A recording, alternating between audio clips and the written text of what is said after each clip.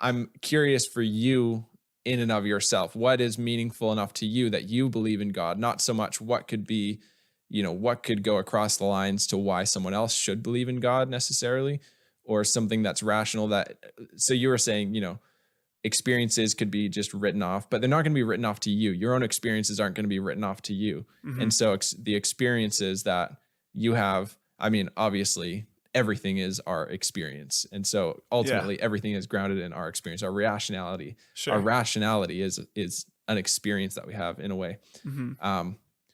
But yeah, so on the experience side, not that there's anything wrong with the rationality side, just to, just to kind of get, or at least let me ask you this. Have you had experiences that have fed into your, believing in God? Yeah, absolutely. So I'm obviously a real person. I'm not just some robot who's, logically developed this point of view and then, don't take into any account my own experience. So one reason would be that everything good that I've ever experienced has had roots in the God of the Bible and people who believe in the God of the Bible as sovereign and good. From my own upbringing and, my parents, people I grew up around who were definitely not all of them perfect, but relatively to the rest of the world, had a lot of positive things going on and a lot of positive attributes about them. So that was a huge shaping for me as a kid. And then growing up, still had lots of skepticism. I still had, hurts from people who call themselves Christians, and lots of questions and lots of uncertainties. And I think as I developed later into my teen years and into my 20s, I just saw things and experienced things that felt to undeniably confirm for me that the things, that the God of the Bible really was who he said he was, through scripture and through Jesus' words. I guess that's another thing we have to clarify, is that would be the difference between a Jewish perspective and a Christian perspective, is believing in Jesus as well as the Messiah, as told in the story of scripture too. So, so it's another huge thing for me. So, one really clear example, and there are lots of them that I could point to, but as a category, physical healings would be a major one. Miraculous healings of people's physical bodies has been a huge confirmation for me. You see Jesus doing that again and again in scripture. And even though I was pointing to growing up around Christian people with positive attributes, I still didn't really grow up in a setting where supernatural things happening was by any means regular. Like I can't even remember really hearing about anything like that until I was, probably 16, 17 years old. But then when I began to see some of those things happen around me, it really grabbed my attention. And so, when you see somebody who's been blind all their life, and then they show up to a church service and they leave being able to see, that's pretty hard to explain away. Are you saying that as an example untrue, or as something that happened that you've seen yourself? Yeah, no, I've seen that happen myself. Are you talking about in the Philippines? Yeah. So a place where we were together. And so, things like that play a huge role for me as well, in my own experience. Yeah. Okay. So those feed into the two are kind of combined. The rationality that you believe, the reasons that you think it, and the experiences that you've had that have lined up with that. Yeah. Okay. I think that kind of goes to both points, both the believing why you believe in God and also why you believe the God of the Bible. Yeah, that's really good. I think it's really important for believers, especially in the Christian worldview that I like the best, to be doing this and to face the question of why do I believe what I believe. Mm-hmm. It's important for everybody to do it, but I like the idea. This is something Dennis Prager said that I heard once. He said, um, in his experience that most Christians and most Jews question vehemently what they believe. And in his experience, obviously he's very biased. He's, a Jew himself, but in his experience, the Christians and the Jews have more of a desire to understand why they believe what they believe than people who are secular and have just as strong of beliefs, and they're just as religious, but they don't have they don't have the same kind of, first of all, I don't think they have the same kind of pressure to understand why they believe what they believe and to really ground it in something. So that's really good. For me, I'll try and just be really brief. For me, hold on, let me back up. Before I get to me, let me just ask you one clarifying question. You were saying you believe in this because it seems like the most rational take, that, this is the best answer for why we have a soul, why we are all different and creative, and why there's an intelligence even to the universe, but definitely to people. Yeah. Are you saying that you believe it and this has convinced you 100% and you believe this 100%? Or are you saying that this is the best explanation that you've ever come across? I would say that at first I would have said, when I started to think this way and started to believe this way, or at least for the sake of our conversation, say that I believe this way. Right. I would have said that this is the best explanation that I've come across and that I could find. And then I would say that my own personal experience in testing these things out and trying them on for size, if you will, that there was a significant confirmation, both in my own life personally, and feeling like the work that I had felt was done in my own soul by a personal relationship with God.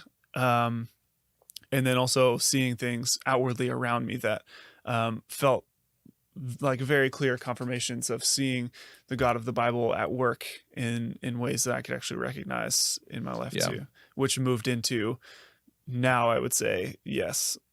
I mean, it's hard to say that anybody, as we're saying, that anybody's 100% sure about something, because if any of us were 100% sure about anything, no such thing. Right. Then our life would look, perfect and exactly in line with our worldviews. And as you pointed out, none of us exactly do that. Okay. Yeah, that's really good. Okay. Yeah. So for me, I'll just be really brief. I think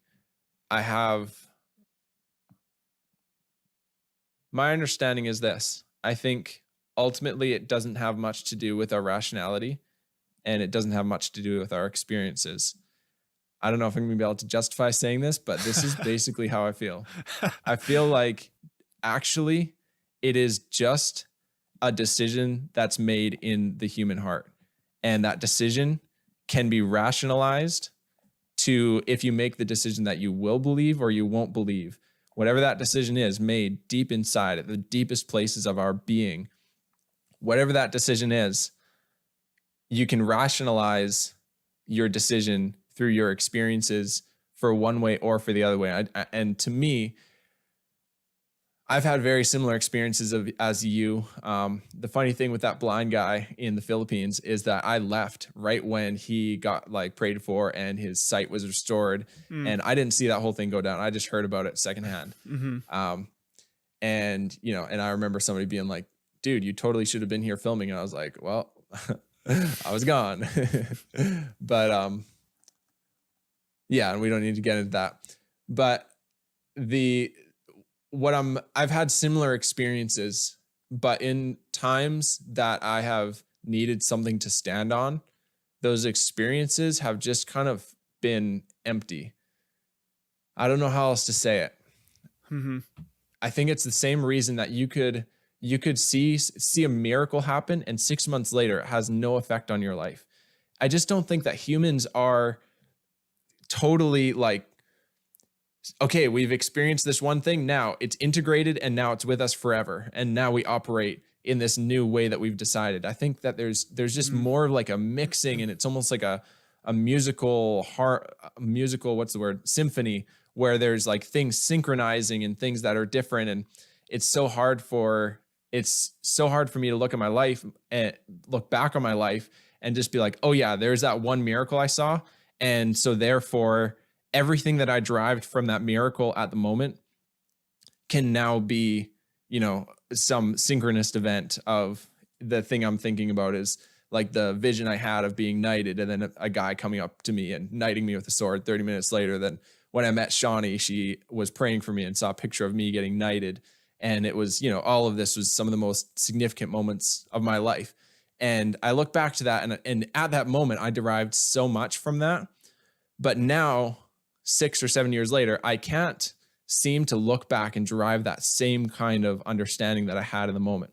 Mm-hmm. So I don't believe that my belief and the worldview I have and the things I believe, I don't think that they're really rooted in just an experience that I've had. And I also don't think they're rooted in pure rationality. Like I could sit here for half an hour and give you all of like William Lane Craig's, top 5 reasons for apologetics, like the fine tuning argument and the argument from objective morality. And like I could define all these things so well. And I feel like I could defend from rationality. I could defend the idea of an intelligent designer, but that neither does that have the kind of power that really dictates what I'm going to believe.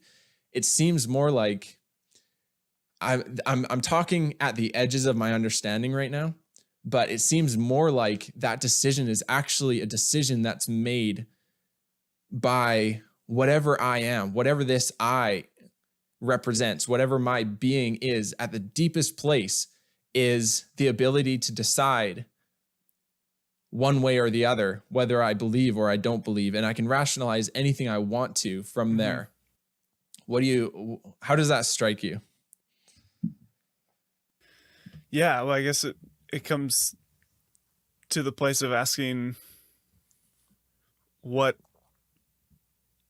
is there in that decision then, I guess, or or what is, yeah, it feels like there's almost no ground to stand on except just a choice to believe one way or another. I think something that we haven't really touched on in this part of the conversation anyway is seeing the outworkings of different worldviews and judging. Yeah, that's really good.